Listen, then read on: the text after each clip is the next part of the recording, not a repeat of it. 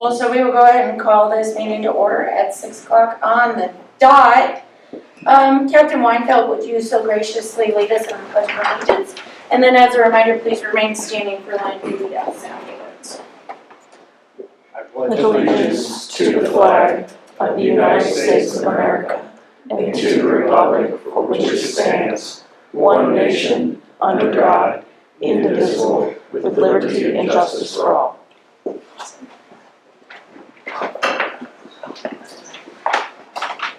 Okay, I apologize. Usually, if I'm gone, which I was last month on fire, I get these to someone, but Scotch has been very kind to read them, usually in my absence, and I was not able to get the line of duty death lists to someone last month, so we're playing a little bit of catch up over the last 2 months, and we are adding 26 names, bringing us to 103 for the year. Bear with me, some of these are a little bit challenging, and writing them down was hard, so I will do my best. We apparently one got missed or by FEMA or appeared more recently, way back from April. So on April 27th, Edward Chip Chides, who was 55, died from complications of a surgery for an injury he sustained fighting a brush fire back in March. That was in Hartford, Pennsylvania. June 20th, Edward Baker Jr. was 66 years old, occupational cancer in Holbrook, Massachusetts. June 25, Mike Reedy, 38 years old, a medical emergency in Roanoke, Texas. June 29, John Morrison Jr., 53 years old, along with, on June 29, Frank Harwood, 42 years old. Both of them were victims of homicide.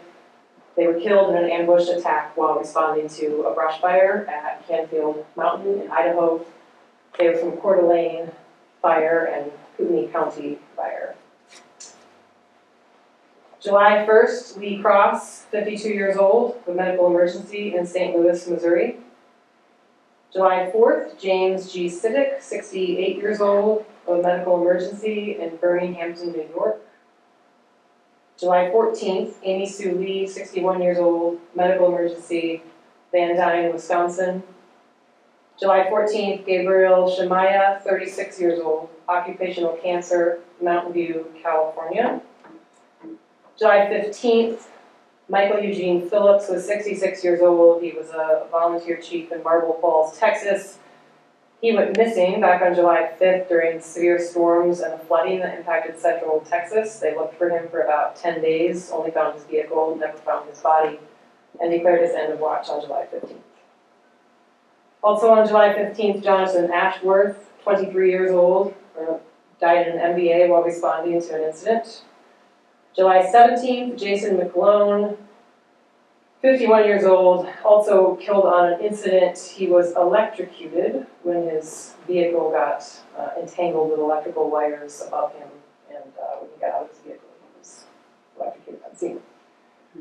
July 17th, Mark Vincent, 65 years old, occupational cancer, Hopkins Hill, Rhode Island. July 18th, William Mack, 59 years old, occupational cancer, Auburn, Washington. July 22nd, Jarius Hodge, 26 years old, unknown causes. He went home sick from the firehouse and died the next day.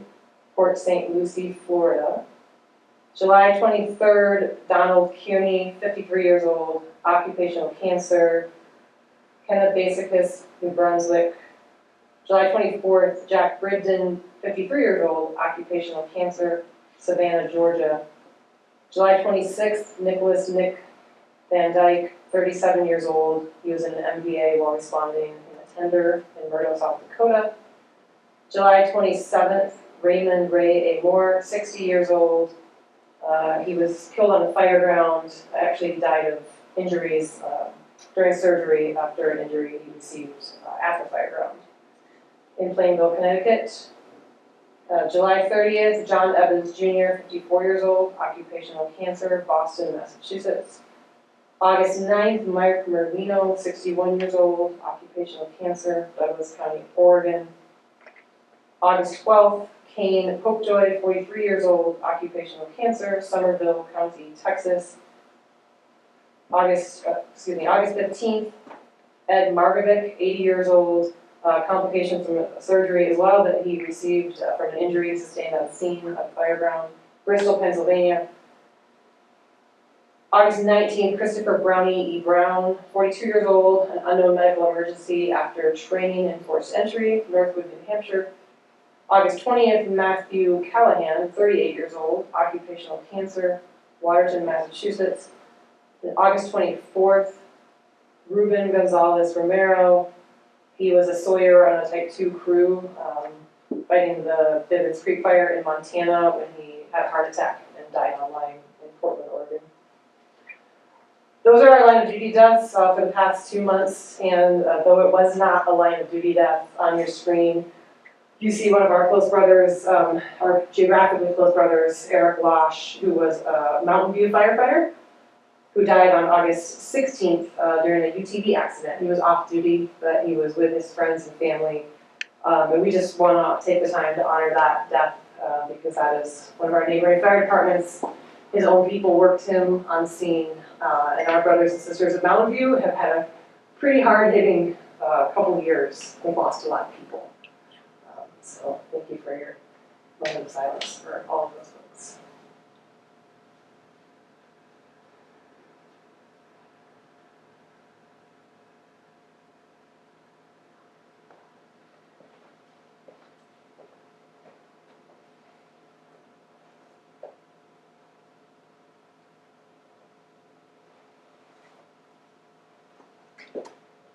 Thank you all. Thank you for reading those names. Not all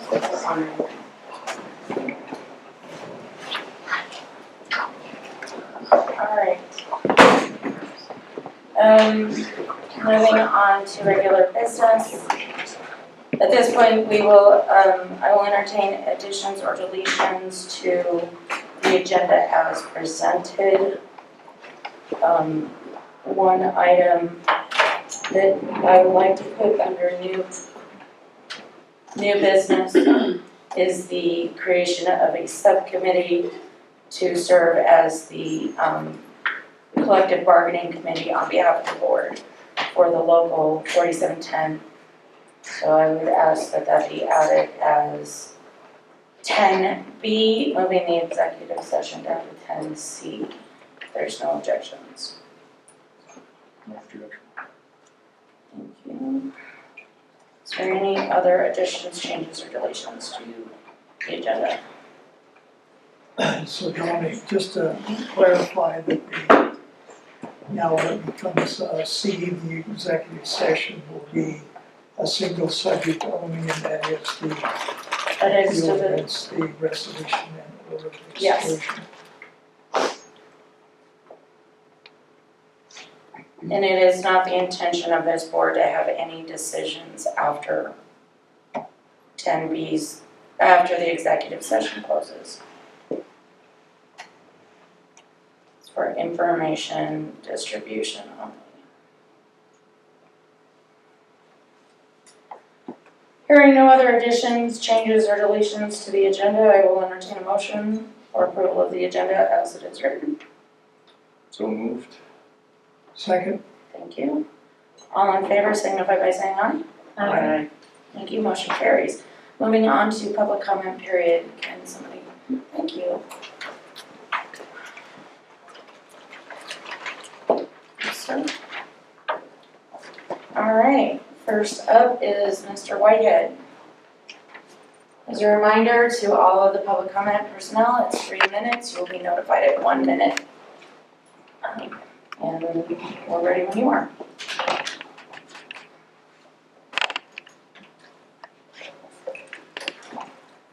Three minutes. Tonight I'm going to talk about volunteers, their recruitment, training, and retention. The wall to my right displays the firefighters of Elk Creek. The bottom row is reserved for red shirts or rookies, those that have graduated from the fire academy and are serving a 1-year probationary period under the watchful eyes of experienced hands. To the directors and fire chief of Elk Creek Fire, I ask you, where has been the effort to recruit and train via the Elk Creek Fire Academy new red shirts, rookie firefighters. Was the last Elk Creek Fire Academy held in the fall of 2023. To my knowledge, there was no Elk Creek Fire Academy held in 2024. In response to my public comment at the February 25 board meeting, the fire chief said, quote, "We, that is Elk Creek, are not doing it, that is the Fire Academy this year, 2025, end quote. But the word leaked out there had been an EMT Academy in the spring of 2025.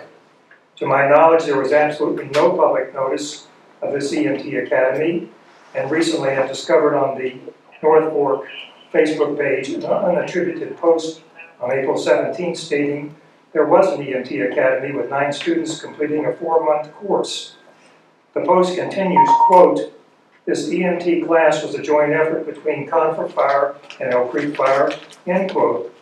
The training included ride-alongs with Elk Creek Fire ambulances, end quote. Why was the Elk Creek Board not notified about the EMT Academy, a, quote, joint effort between the 2 districts? Why was the availability of an EMT Academy not broadcast to the public as Elk Creek Fire Protection District claims they have trouble recruiting volunteers? Is the Conifer Fire Department going to hold a fire academy in the fall of 2025 or winter 2026 with no notice to the public and stealth participation and funding by Elk Creek Fire Protection District?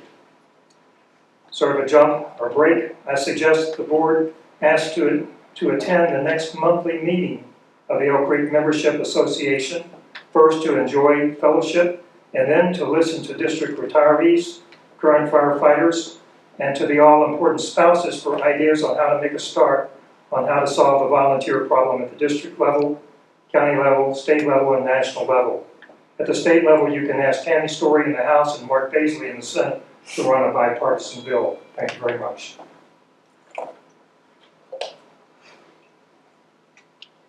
Thank you, Ms. Ryan. Mr. Koch.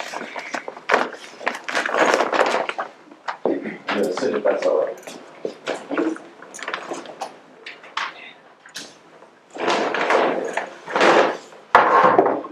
Maybe my glasses on so I can see. So good evening. 3 minutes. Thank you for this opportunity to address the Elk Creek FPD Board of Directors. My name is Flip Koch. I reside in the Walmley Valley area of Elk Creek. I'm a 3rd-generation firefighter and a volunteer member of this FPD. However, I speak here, as always, as a private citizen informed by my years of fire and other emergency service. Per Quora request this month. First, the updated newbie legal cost tally. In the past 31 months, Elk Creek taxpayers have spent $65,189.42 on legal fees directly attributable to this director, now amounting to nearly 60% of Elk Creek's total legal budget during this period. For comparison, with these funds, Elk Creek could instead have purchased about 21 CPAs, our breathing apparatus. There are also about 12 sets of bunker gear that keep us from burning up during structure fires. Second, the updated obstruction of unification by Nubian Whitehead tally. It has nearly reached $50,000. It's about $250 short. In legal and election costs already paid by us taxpayers are the equivalent cost of about 16 SCBAs or 9 sets of bunker gears. Estimated total cost to taxpayers by this time next year, if Newbie and Whitehead get their way, has risen to nearly $796,000, mostly through lost service contracts with Conifer FPD and higher property taxes by virtue of Elk Creek not being part of Conifer FPD, which has a lower mill levy rate associated with emergency response.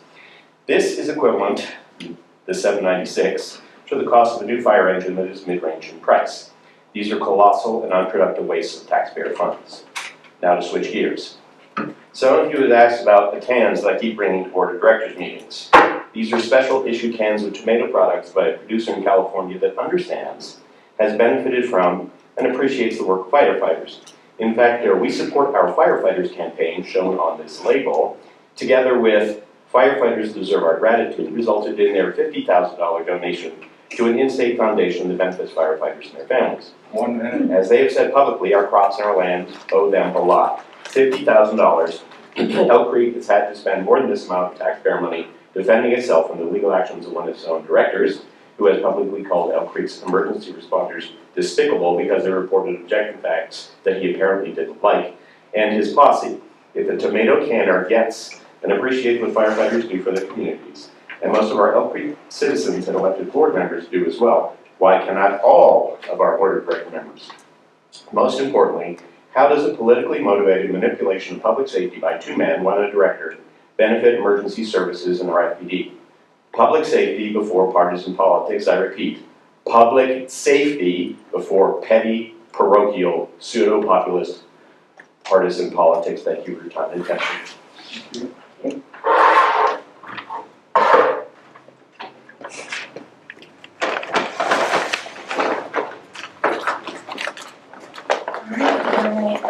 There were only 2 comments this time. Moving on to review and approval of the July 2025 regular meeting minutes. Those were included in your board packet. I will entertain a motion to approve those meeting minutes. There's a typo.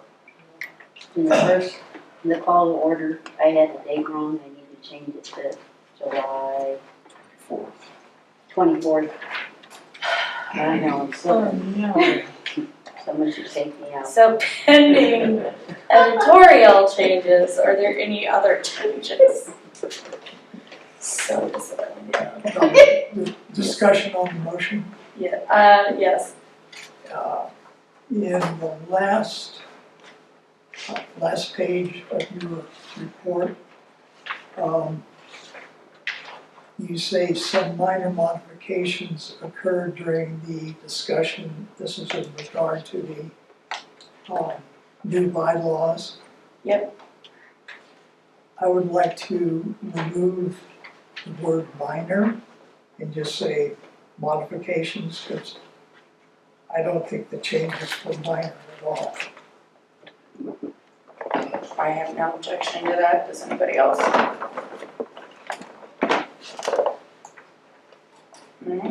So, an editorial change to the 24th, an editorial change to modifications occurred. Any other changes? Hearing none, all in favor, please signify by saying aye. Aye. Thank you, motion carries. Moving on to financial matters.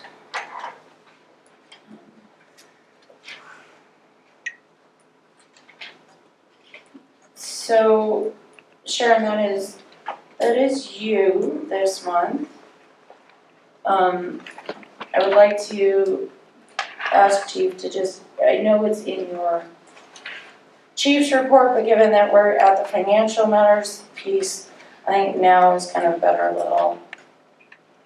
it's a better opportunity to discuss it since it's financially related.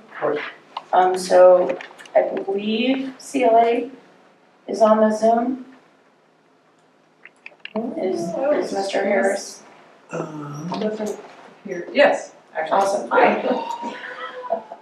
Fantastic. So just to give the board an update, over the course of my tenure on this board, I have recommended that the Elk Creek Fire Department secure outside expertise in financial matters. As a result of this request, Chief did the work.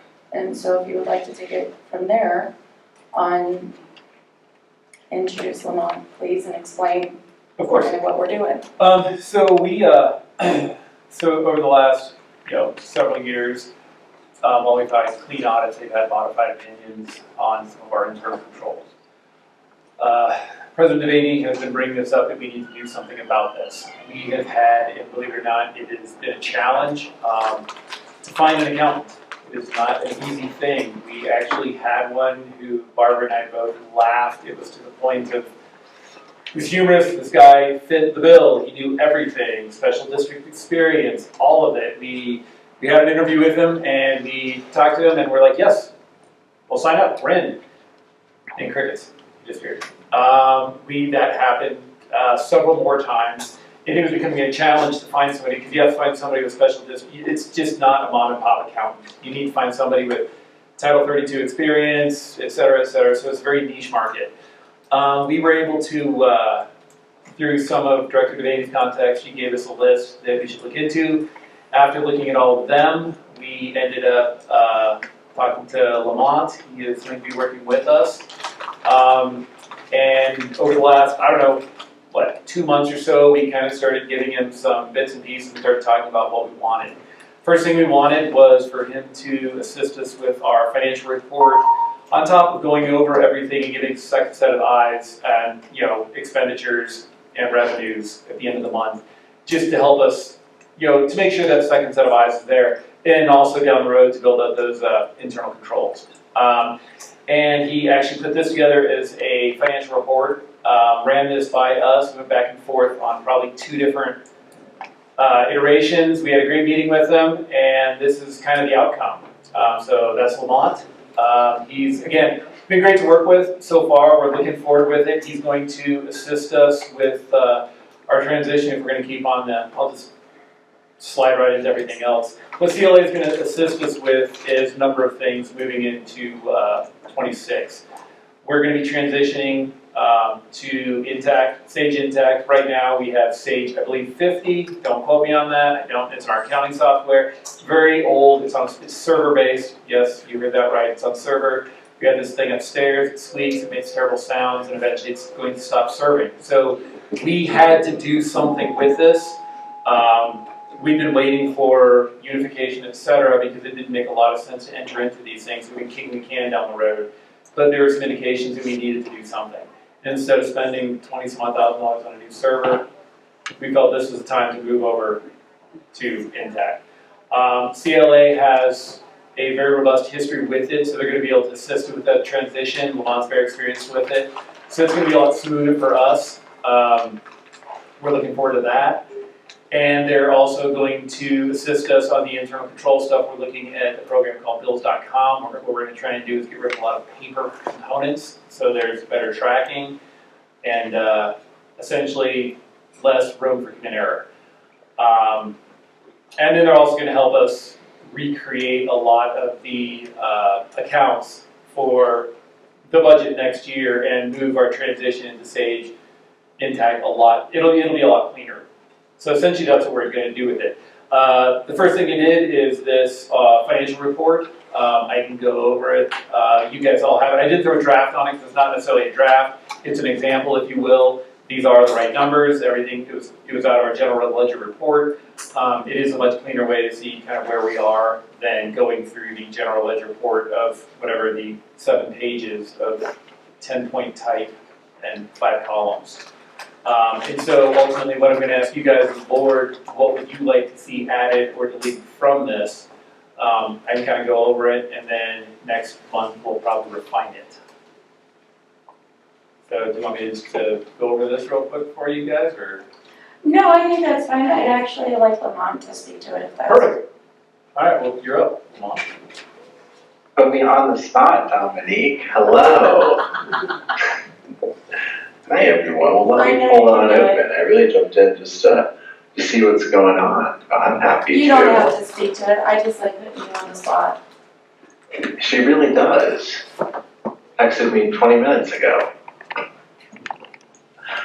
I don't have it in front of me. It's okay. If Chief Ware doesn't mind talking about it today, next month I will be very prepared and more than happy to meet with you guys. Lamont, could you give everybody just a little summary of your experience in Title 32 and kind of what you do and what CLA can do for the district? Yeah, of course. So I've been working with Title 32 districts for about 4 years now. Your team is me and also Lindsay Ross, who isn't here with me today, but she's been doing this for about 8+ years. I primarily work on about 82 other special districts here in Colorado. We specialize in this. This is what our team of 200 people here at CLA do. So, even outside of me, our expertise goes back to people who have been doing this for 35+ years. We use Bill.com, which is something that Chief Ware did mention to help streamline and integrate into systems. We help with preparing budgets, payables, audit preparation, and GASB conversions, which is something that your guys' districts do. So we're really excited to walk alongside you, and we're really here to make sure that your guys' financials are up to snuff and to really be a partner in your guys' transitions as you guys continue to improve your financial situation. Thank you, Lamont. You're very welcome. I'm excited to be here. So I know that Director Woods came prepared to do July's financials, so if, we'll just, everybody has this in front of them, they can review it, but since Director Woods came prepared, let's have her. Are you comfortable with that, Shonda? I'm comfortable with it every month, actually. If Lamont wants to present what he's prepared. He's not, he literally just hopped on as a favor to me to introduce himself. Because most of what he has in his report is what I present. Why don't you go ahead? So. Sure. Anthony, you wanna put the PowerPoint up? Otherwise, I'll just talk. Yep, let me see if I, did you, hold on. I sent you to him.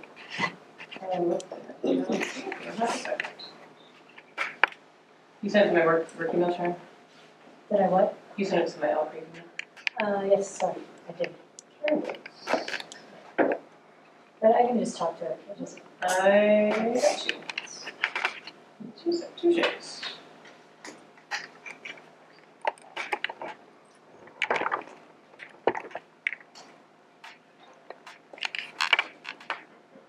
Okay.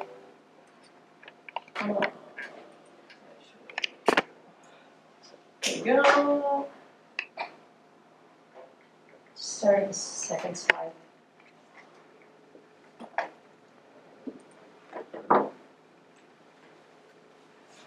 Okay, so this is a report, this is August 28th, board meeting, and this is a presentation for month ended July 31st, 2025.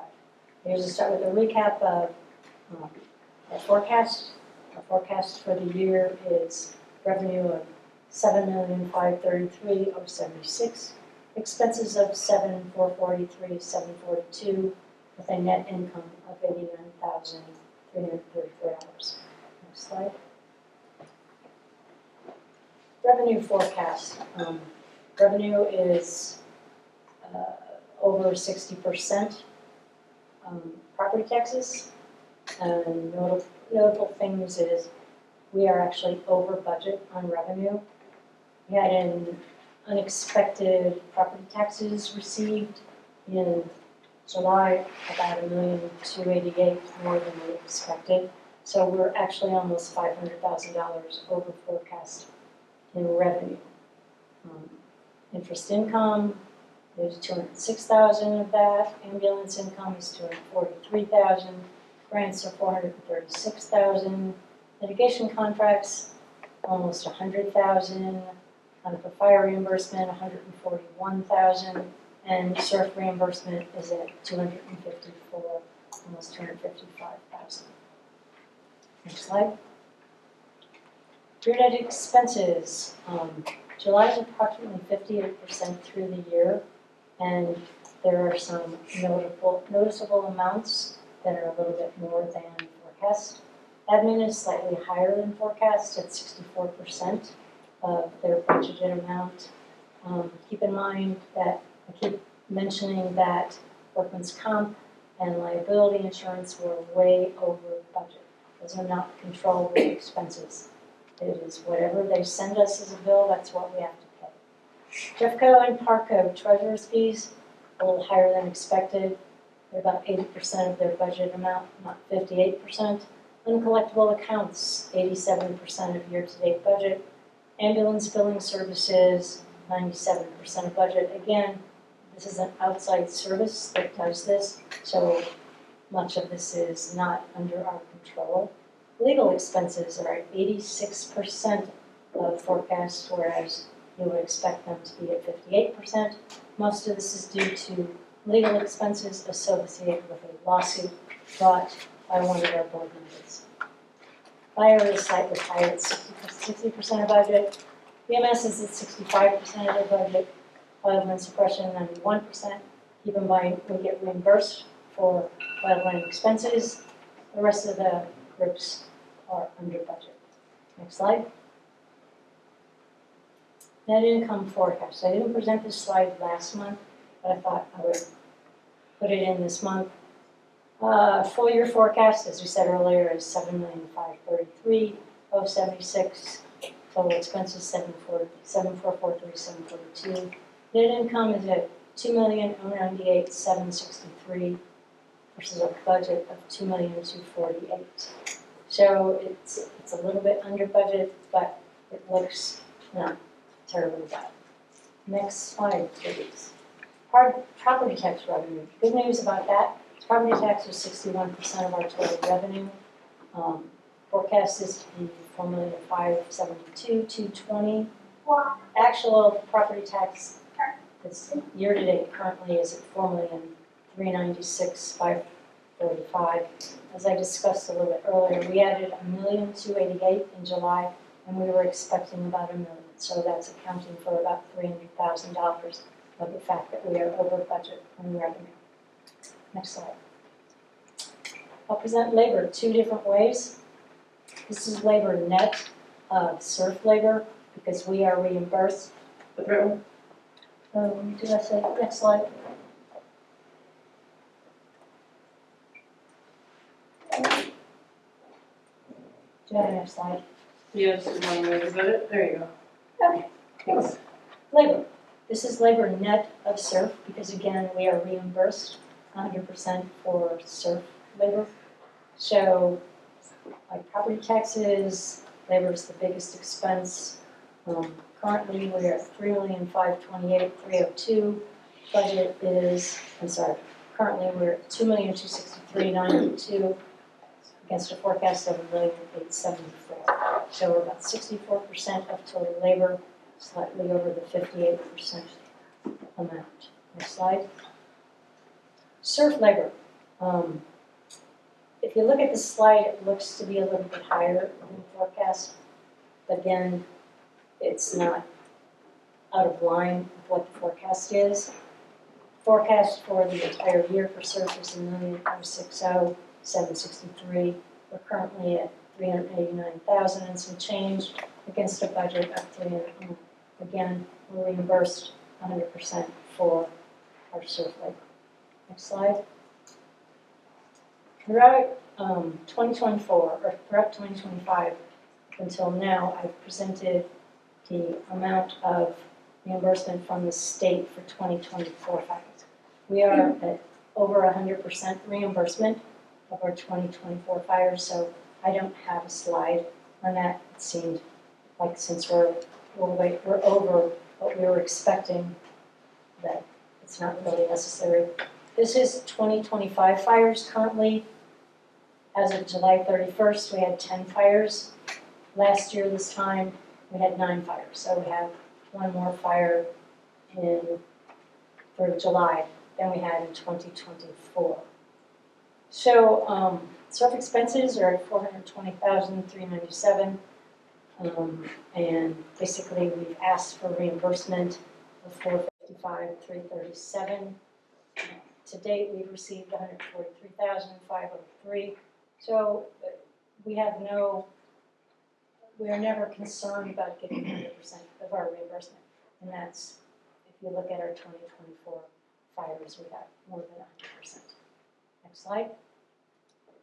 Last slide. Expenses for the month of July, which are in your packet, are $656,804. And I'm making a motion to approve the Sage Financial Ledger expenses of $656,804. Second on the motion, please. Second. All in favor signify by saying aye. Aye. Motion carries. Thank you, Sharon. Sure. Ramon, thank you for joining us. Please continue to listen if you'd like. Or go have a cocktail on a Thursday at 6:36. Moving on to Chief's report. All right. So, well, the fire danger in the district is stayed moderate, and since I've written this, it is bordering on low, obviously due to the weather. We have seen a number of lightning strikes. If anybody's looked at the lightning map, we have been lit up over the last several months. And a handful of them have caused fires. One of the fires I wanted to point out was the White Hawk fire. It was ignited on July 22nd. Historically, by the end of July, we are already very dry, and fire danger is usually moderate to high. Fire started from a lightning strike to a ponderosa pine tree and quickly spread to the surrounding grass. It was driven by slope and wind and some of the grass, the light fuels. Location was on the border of Conifer FPD and the Elk Creek FPD. When we arrived, we found there had been fire mitigation done in the area, which had kept the fire spread to a minimum. We found a bunch of dead down in the area and a bunch of stumps, so obviously there had been something done there, but we didn't really know what it was at the time. We didn't have any maps with us. After a bit of research, Captain Yellow and Captain Mandel discovered it was part of a Jefferson Conservation District mitigation project from 2014. The work ended up breaking up fuel continuity and directly led to a smaller, lower intensity fire. It's an example of how fire mitigation is important and how it can have a direct effect on fire spread. This was something that, while there are critics out there saying fire mitigation doesn't make sense, it works. You see it all the time, and this was right there. And it was right below a number of houses, including the property that actually did the fire mitigation. So it works. I think Canyon Courier actually did a story. Jane did a pretty good story on it. Talked to Garrett, who runs JCD. And again, it's proof of concept. Fuels management works. So I wanted to point that out. We also had LCEL. We had one of the larger community events, Fire Marshal Rush. Thank you, Captain Rush. You organized coverage for the event.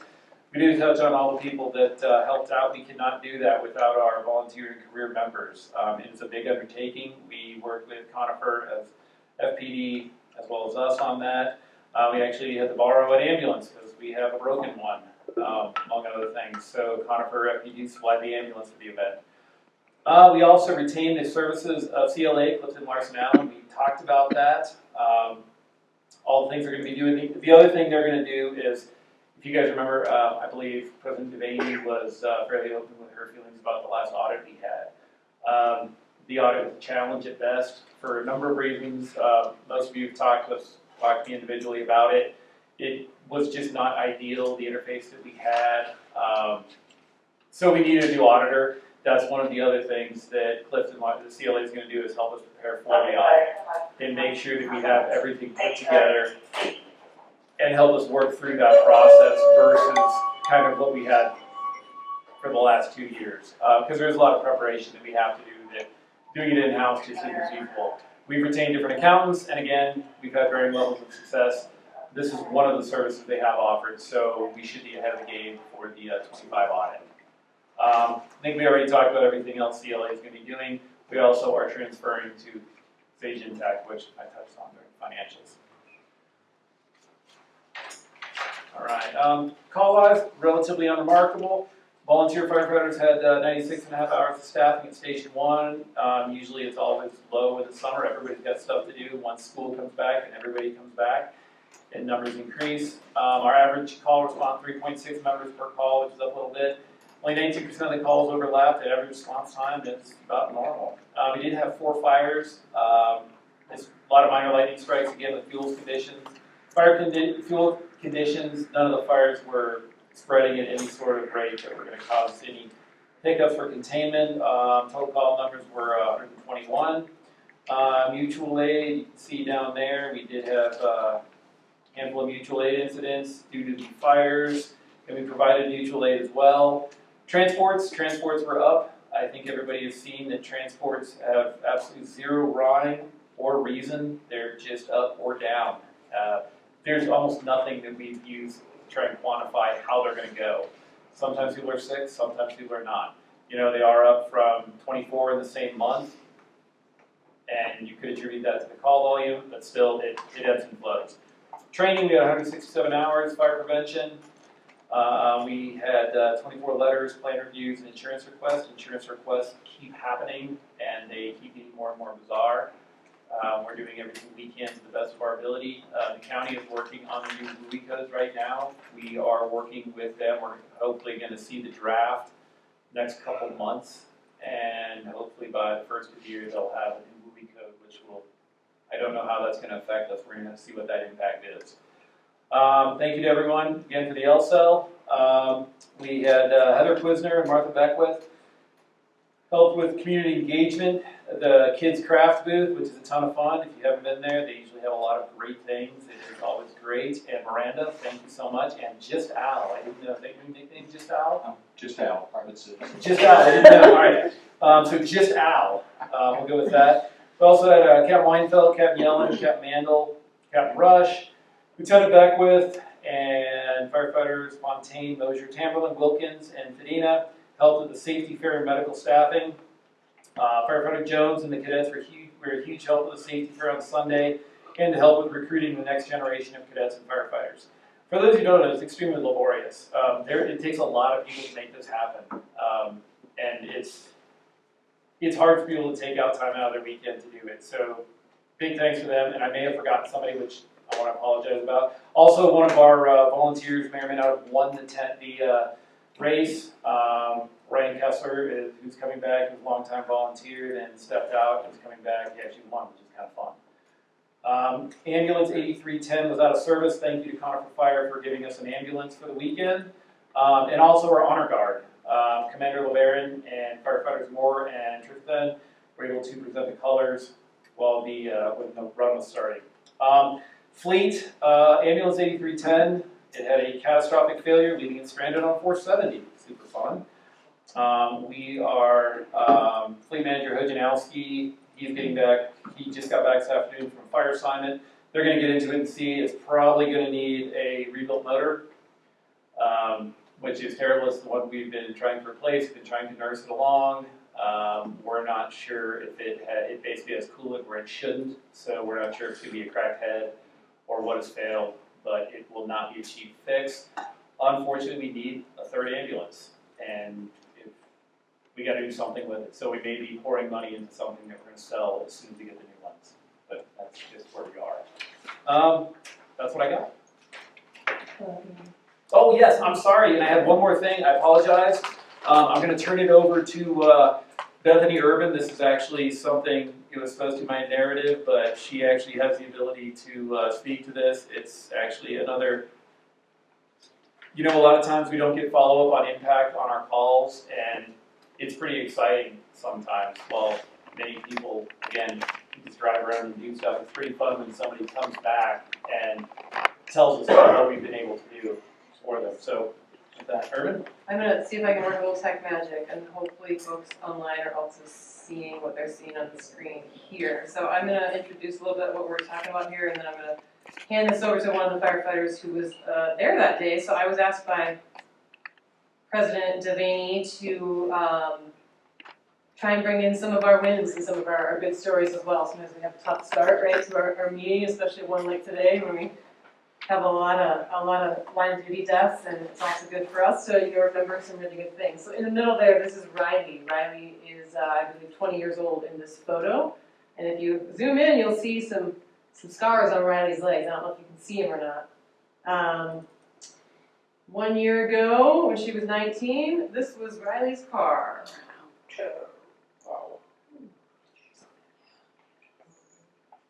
So she came, and I'm going to pass it over to Captain Weinfeld, but she came for a very special visit on June 9th, 2025, exactly 1 year after this car accident. And one of our firefighters who attended with her, I'm trying to find that other photo again, anyway, is here today. So I'm going to hand it over to Captain Weinfeld to maybe tell this story about Riley, and then if we can make tech magic, we have a little video to share with you about her as well. Yeah, okay, so June 9th, 2024, it was a Sunday evening, B shift. That's the crew that was on that call. Myself, Brian LeBaron, Andrew McManus, and Adam Nesbitt got dispatched to a head-on collision, high-speed head-on collision, just down the highway, maybe a mile from the station here at most. Arrived on scene, and Riley and her father both gave me permission to share any information. So, found Riley lying outside of her vehicle in off-duty West Metro. A firefighter paramedic had pulled her out because he thought that she was dead and needed immediate care. She was unconscious, unresponsive. You know, we had a quick response because we were here at the station. I think total time from the time that we received the call until she was transported started was 8 minutes. So less than our normal entire response time of 10 minutes. She was already being transported to the hospital. So she ended up bilateral femur fractures, bilateral dissected carotid arteries. Right arm was fractured in like 3 or 4 locations. She had a traumatic brain injury. Yeah, got her down to St. Anthony's as quickly as we could, provided treatment on the way. And then a year later, her father contacted me, wanted to bring her by the firehouse, and this is her. You know, she had a long road, but she is still recovering and was able to come back up here. And you know, we shared our side of the story with her about the accident. She wanted to know all the details, and then she shared some of her, you know, challenges recovering. So, yeah, it was pretty impactful call, having her come back and be able to share that with us. So, her dad put together a short video. I don't know if you'll be able to show it, but if you can. Let's find out. Oh, this account is private. I guess I have to follow Bradley to see this, maybe? Looks like. You want me to try to share it? Sure, you can screen share up to there. If you've got an iPhone, which I believe you do, you should be able to. I can let me unshare. It'll take a second to see if we can get it on or not.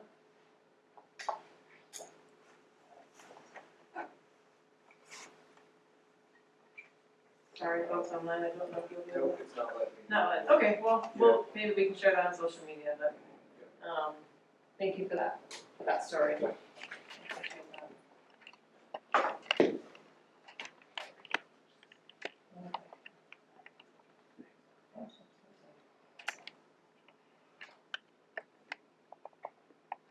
Yeah, I can't get up that one.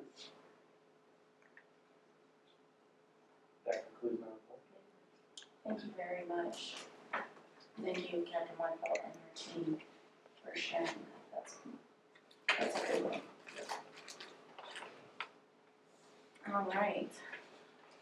Got a little choked up because I know my little. All right, we have, unless I mistake, no old business to revisit. Moving on to new business. First item being a 2026 budget work session. Jake, I know that this was your That is correct. request idea. I completely agree with it. Do you wanna? So what I'd like to propose, we've had very success with this in the past. I would like to propose we have a work session. So that basically means we'll all get together and talk about what the 2026 budget looks like, and have some input. We're gonna have all the department leads get their needs put together, and then we'll bring all that, and then hopefully what we can do is kind of smooth things out, so when you guys see the draft budget, you know, we'll be able to go back and forth on all these. When the draft budget shows up, it's not a whole bunch of questions. We'll talk about, you know, the big expenditures, some of the changes. You know, we're looking at, I think it's 17.5% increase in health insurance and some pretty big numbers. One of the things, we just got numbers from Herb County, so they really, it looked like it's going to be essentially flat, $1,000 less than it was last year. So for all intents and purposes, Jeffco usually follows suit. We don't have their numbers yet. As soon as we get those, then we're going to start the whole process. But I would like to see if we could get a work session put together, including the board members. I don't know if we send out a doodle poll or what. Yeah, I think that's probably the best, if you could work with your team to identify some options. Yeah. Circulated to the board, and Mr. Harris as well. Perfect. And then once that date is established, we'll just set it as a work session. Yeah. The posting notice and a very vague agenda. Correct, I imagine what I'd like it for the work session with open dialogue, so there's not gonna be public comment, any of that. It's more of where we can all get together and talk about budget and put together. Mhm. You know, and we may not have it put together entirely, but the nuts and bolts of it and the big moving parts kind of inform everybody and get the input and kind of put it, you know. Okay. I would ask that, if you could have like a draft Yeah, ready for us. Yeah. And some of your highlight items. yeah, we will. We'll have some of those big ones. It could be a productive work session rather than a bunch of. Oh, yeah, I have too many meetings, we're not gonna waste time. No, I envision coming in with as many numbers as we have, and then the needs, and then some of the things we are gonna have to figure out moving into 26, because there are going to be some. And the next question somebody's gonna ask is, well, what are we doing with communication, et cetera? Don't know. That is out of our hands. So we are going to prepare an Elk Creek budget, and Conifer Fire will prepare a Conifer Fire budget, and then unfortunately, we're probably going to do a third budget, if, you know, why not, if that happens. I think we can tackle that alternate budget. We'll Yeah, know, but we'll we have need- plenty we- of notice. Yeah, but that's just what we have to do. What I'd like is systems on, and honestly, the Conifer Fire combined budget, if we do make it, will just be a conglomeration of those. The bulk of the work is going to be working on the Elk Creek budget for 26 and what that looks like. Awesome. So I'll send out a doodle poll to you guys per month, and we'll try and figure out a time, date, et cetera, where we can make it work. And probably have a Zoom option just for ease. Make it up. And I envision that probably over the next month, you know, within September sometime. Seems reasonable. Perfect. Fantastic. Any questions about that from the board? I did want to touch on one more thing. We talked about that. Sorry, my bad. Director Newby sent the needs that he feels we need. Yes. If it is the pleasure of the board, if everybody agrees, it is a tremendous amount of work to start pulling all that data from all the way back to 21. If what I'd like for you guys to do is kind of agree on stuff, if that's really what the entire board needs, that's fine, we'll make that happen. But, you know, call volume, all the details from last year was what I was thinking. But if there's any specific needs that should be worked out, that you would need for the budgeting process, let me know. Yeah, that's where it's at.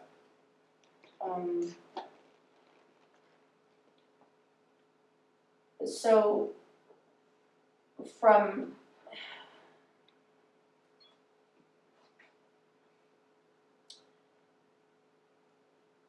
Director Newby, I think it would be best at this point if you, without going into the detail of your request, if you could summarize your request for public, since it's kind of vague on that, and your reasonings behind your request. In as Yeah, I concise Reader's Digest version as you can. well, yes, basically, I think it was like 10 line items that I requested of the chief. And they were along the lines of looking backwards about 3 years of history, basically trying to develop a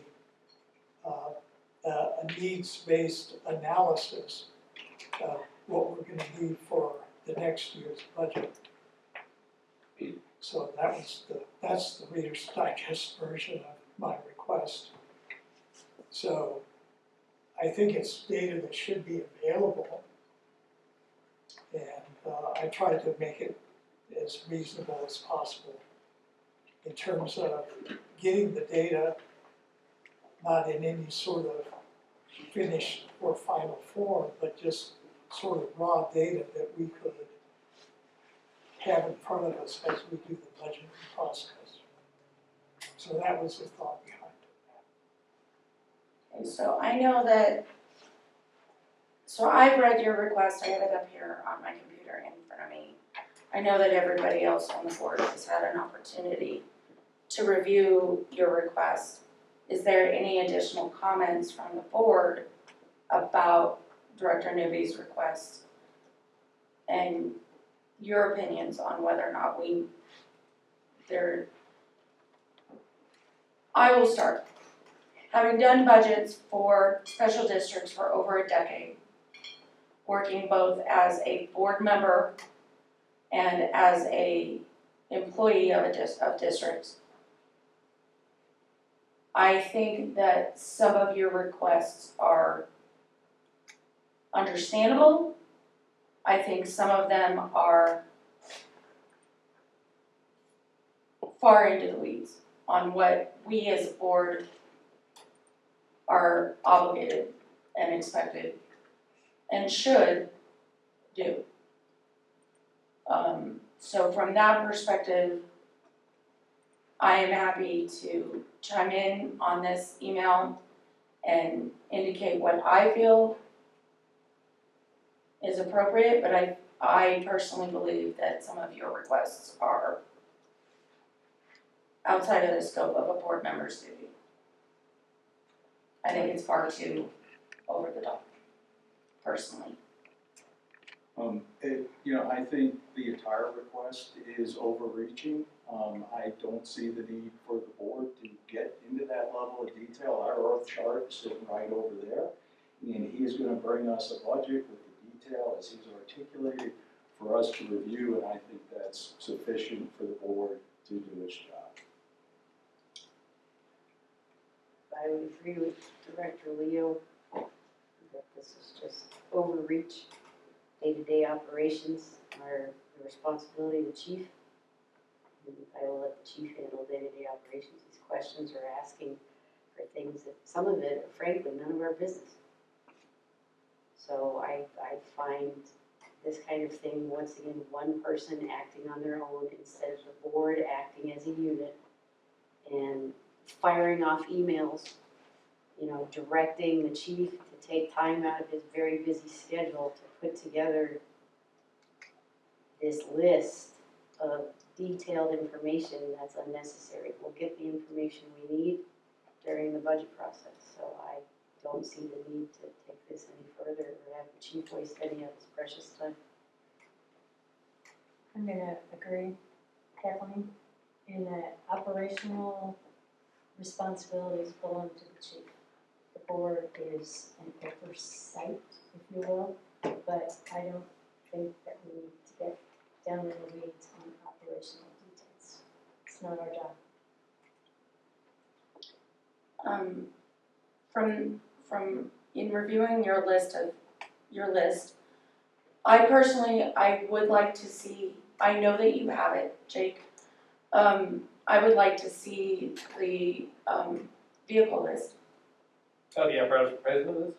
Mhm. The apparatus replacement list? Oh, Yes. yeah. I would like that. I Yeah, think that's important for us, of course, especially in the capital planning process. of course, yep. I think that is completely understandable. Yep.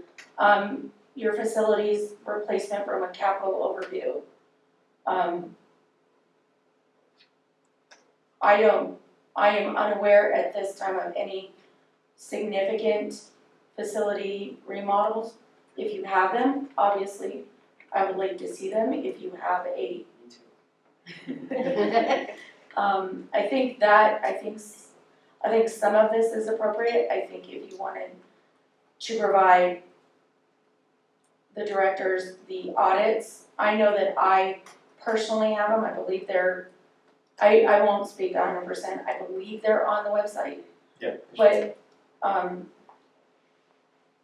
Director Newby, if you can't find the audits for 21, 22, and 23 on the website, No, I have the audits, and you have the audit my statements. request was the governance letters that we got from the auditors on material deficiencies. So my request to the chief was, what are we doing about that going forward? I think we, honestly, feel like we've addressed that at a 30,000 foot view by onboarding Clifton Larson Allen. Well, Of course, I was unaware of that when I put this Fair request enough. together. And as to the other items on the list, I think they're basically just fundamental details that we as a board ought to have.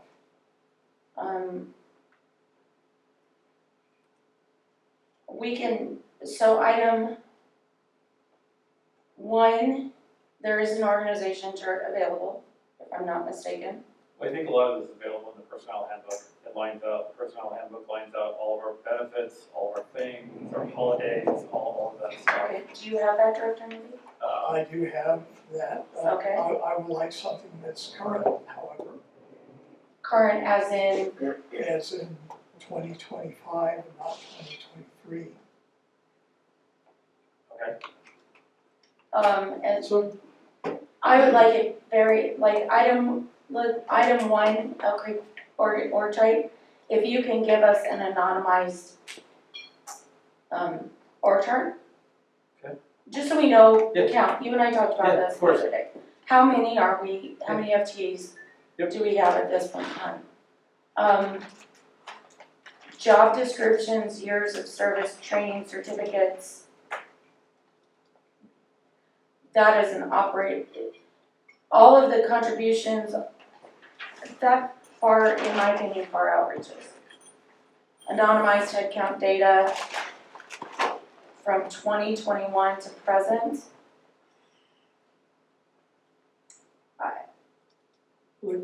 most districts. I don't understand, Most districts have this, all of this data put into a year-end report or their standard for coverage. All of this information that I've requested here should be in an annual report produced by the chief and senior leadership, operational leadership of the district. So what I'm asking for is really data that most fire districts, you can go to their website, you can get their SOC, and all of that data is there. Jake, So, last month, the annual report, we were gonna do it. I've got it, I can email it out. We didn't put it on this one, there's no board action with it, it's just basically all the data from last year. I figured that was gonna help out with the, if this is all the data you wanna see on an annual report, that's some guidance that you've never given before. I can go ahead and revamp it if you wanna see certain things. Standard of cover only works when you have more than one station. I mean, standard of cover is fine. We have 5 firefighters on shift. That's what you out get. of one station. Yeah, I mean, that's what you get. Red, white, and blue, they have a lot more. You look at West Metro, they have a lot more. A standard of cover document will talk about you've got 5 firefighters at one firehouse serving 98 square miles with approximately 23% of the calls overlapping. And then, you can run that hauling chart down as to how much you're gonna get response-wise. We talked about it, Fire Marshal Parker in 2020, we talked about a standard of cover document, and that's kind of what Fire Marshal Parker came up with, and running it past nearly everybody with one fire station with a finite staffing, that's what you get. We haven't put one together. Once there's 2 fire stations, you can start looking at standard of cover. You can start looking at, if we were gonna build out another fire station, you could build a standard of cover, but with one fire station, your standard of cover is, they're out on call. So that's what we have. I'll be more than happy to, again, I'll send that out. I was planning on sending that out. Again, there's no board action on the annual report. It's just stats from last year. How many years of annual reports are on the website? Oh, just one. Okay. The one before that was clunky at best. This is the first one that we've actually really put together, and I'll take that, I'll own that. Well, no. Yeah. Yes, thank you for owning it, Yep. but, John, if I'm not mistaken, Elk Creek is grandfathered under the annual report requirements, correct? There's certainly no required annual report to the county, and most of the time it's really an option. It's a public relation determination and a strategy, so it's not a legal requirement to do that. All right. I think that I don't want to make this a voting issue, but we can if we need to. I think if you can provide all of the board with just the last 3 years worth of budgets, or if you have a document that shows 21, 22, 23. Like, I have districts that we just hide the previous year. Yeah, just have the columns. Yeah. Yeah. we So if do you that. have a document like that, We do. as we have stated repeatedly, that the operations of this fire department is your responsibility, and I don't feel the need to get into the weeds. I think 4 out of the 5 board members have spoken to that. Personally, I would like to see the apparatus list and any sort of CapEx expenditures that you have structured. You, Director Newby, have already indicated that you have the audits, and we've covered some of that. And you have years worth of board packets and call volumes. I think that some of your requests are personally over the top and are outside of the scope of the board. Our job is to set policy, not dictate standards. Well, and some of them, And nobody's trying to dictate standards. My request is for just basic information in any form that the chief has it. So whatever the chief can give us, I'll be happy to accept it. Let's see where it goes. Okay. I think if you can just give us like that budget dating back the last few years. Can do. Expanded column. Yep. I don't Okay. want to talk about, from a budget perspective, I don't want to talk about what the budget was in 2022. Different residents, different call volume, different, it's just different. Agreed. So, I think let's start with this budget work session, if you can make sure that document is shared and the CapEx and the apparatus list, and then we'll go from there. We'll probably start a Google Drive. That would be Just fantastic. Because if not, you're gonna get a lot of attachments, so I'll just have Google Drive and share that with you guys. That's all of this. perfect. Perfect. There's 2 years of audited financial statements on the website, Okay, not one, 2, fantastic. 23 and 24. And we're not done with 25, so it can't be out there yet. Yeah, no, that's fine. Okay, so doodle poll, couple of documents on some stuff dumped onto the Google Drive. If you feel as you're doing stuff that something would be supportive and helpful, Some of the staffing numbers are helpful. We'll have some of those. fantastic. Thank you. Moving on, item B, collective bargaining. So, as everybody is aware, we are a union-based fire department.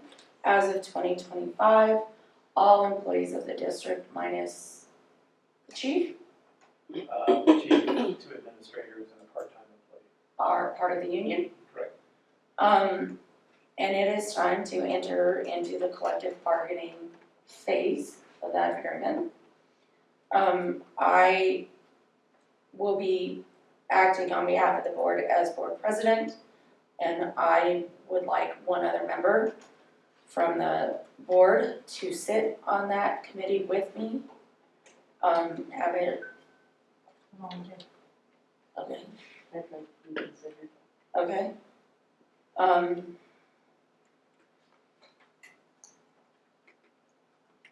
I withdraw myself.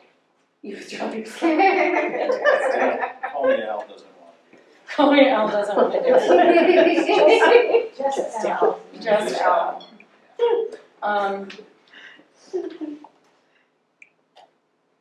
So with the recent, so just looking back at the recent activity, Al and Sharon, you both just did the Superfund bylaws subcommittee.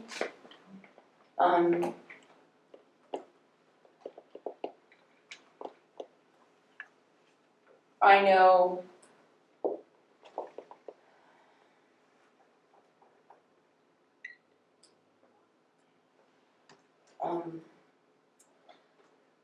Sharon, why don't you speak to why you would like to sit on the bargaining subcommittee? I'll actually defer to Kathleen. Okay. I'm okay with that. Okay. I didn't see that you volunteered before I did, so. All right, unless there's any, thank you, Sharon. Unless there's any objections, Kathleen will be the second representative on the collective bargaining agreement. Okay. With that being said, Ms. Urban, do you have a time for our first meeting tomorrow?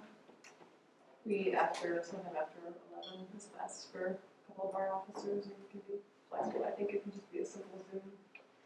So just for, just as part of the conversation, Bethany and I talked about it, we do have to enter into some sort of conversation before the 1st of September. So, Kathleen, if you could send me after 11, some time slots tomorrow that work for you. I'm pretty much wide open. I am, Okay. Bethany, can you get with your committee and set up a 30-minute Zoom tomorrow after 11?